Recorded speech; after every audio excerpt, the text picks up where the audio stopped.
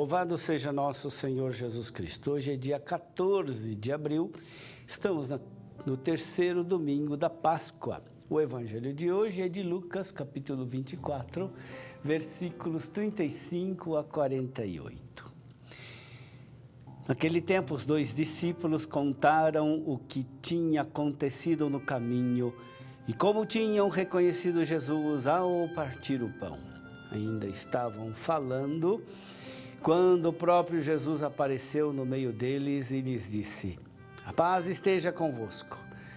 Eles ficaram assustados e cheios de medo, pensando que estavam vendo um fantasma.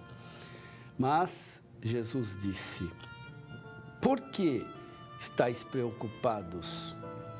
E por que tendes dúvidas no coração? Vede minhas mãos e meus pés, sou eu mesmo. Tocai em mim e vede. Um fantasma não tem carne nem ossos, como estáis vendo que eu tenho." E dizendo isso, Jesus mostrou-lhes as mãos e os pés. Mas eles ainda não podiam acreditar, porque estavam muito alegres e surpresos. Então Jesus disse: "Tendes aqui alguma coisa para comer?" Deram-lhe um pedaço de peixe assado. Ele o tomou e comeu diante deles. Depois disse-lhes: "São estas as coisas que vos falei quando ainda estava convosco.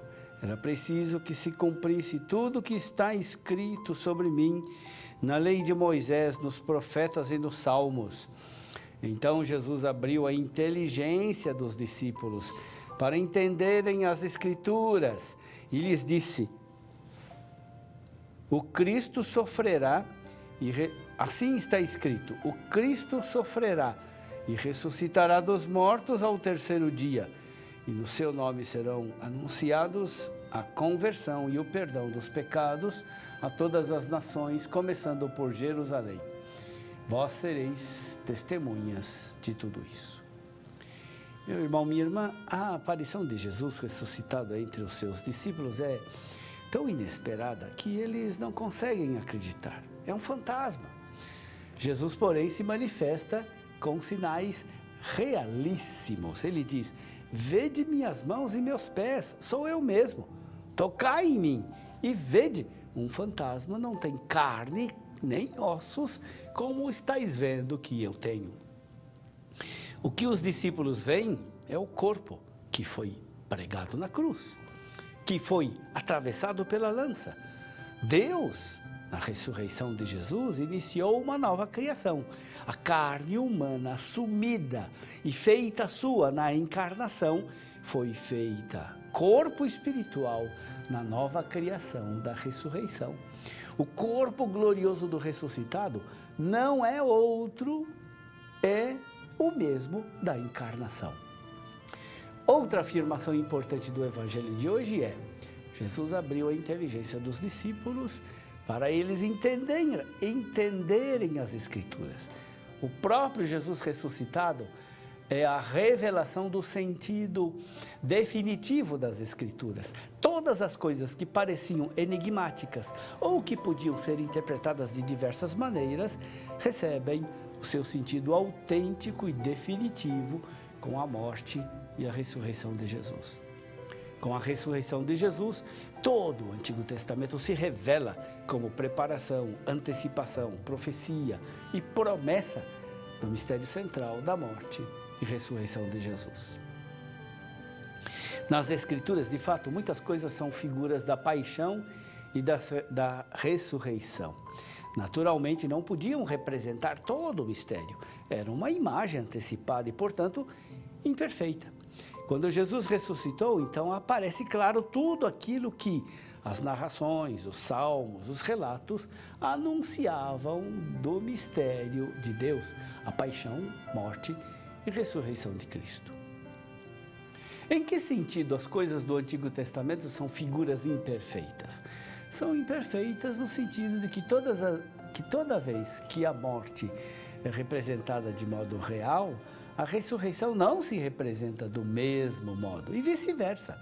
Quando a ressurreição é efetivamente figurada, então é a morte que não se representa da mesma maneira.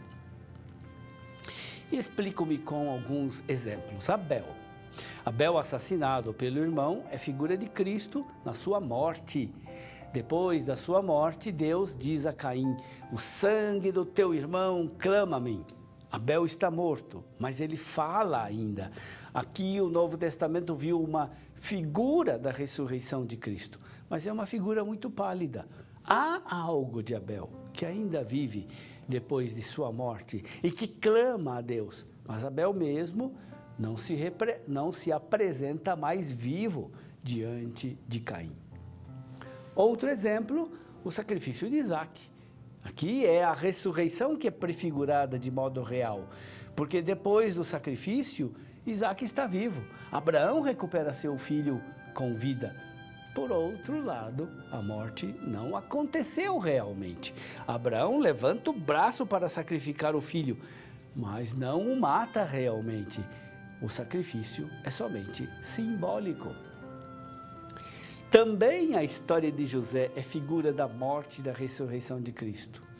José vivo acolhe seus irmãos que queriam matá-lo por inveja contra ele, como Cristo acolhe todos os seus irmãos depois da paixão sofrida pelos pecados deles. José abre aos irmãos as riquezas de um mundo novo, o Egito, como Cristo abre para nós as riquezas do reino de Deus. Também neste episódio, a morte não se verificou realmente. José foi morto simbolicamente. Como morto na tumba, seu pai recebeu suas vestes manchadas de sangue, mas na realidade ele não foi morto. Muitos símbolos ainda representam de modo preparatório o grande mistério da Páscoa. A história do povo de Deus, o templo destruído e reconstruído depois do exílio. Depois desta milenar preparação, se cumpre definitivamente em Cristo o mistério e se iluminam todas as profecias e prefigurações. Peçamos ao Senhor ressuscitado que nos abra a inteligência das Escrituras e possamos admirar com gratidão e amor o grande mistério que se realizou nele para a nossa salvação.